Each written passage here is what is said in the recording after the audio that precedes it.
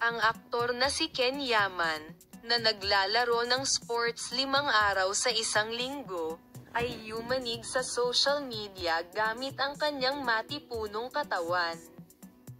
Isang bagay ng karangalan, habang naghihintay sa araw. O Istanbul.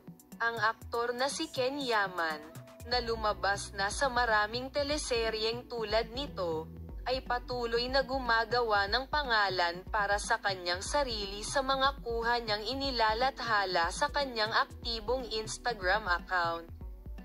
Sa pagkakataong ito, ibinahagi ng 42-year-old actress ang mga post niya para sa isang magazine sa kanyang mga followers.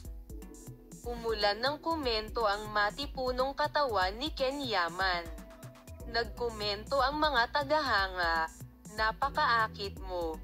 Hindi maaaring totoo ang lalaking ito. Napakahusay ng iyong mga kalamnan. Hindi ako handa para sa mga larawang ito. Mukhang kamangha-mangha ka." Nag-eehersisyo siya ng 5 araw sa isang linggo. Maaari bang umiwas si Yaman, na nagwo-workout ng 5 araw sa isang linggo, sa mga pagkaing mayaman sa carbohydrate? Ginagamit niya ang sariling timbang sa katawan habang nag-eehersisyo para mas maging natural ang kanyang mga kalamnan.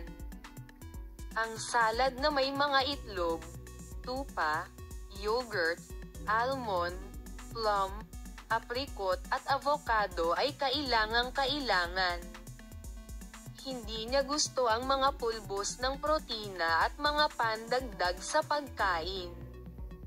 Makakatanggap ba ng mga like pagkatapos ng like sa social media ang mga candid na larawan ni Yaman ni Ozgay Girl?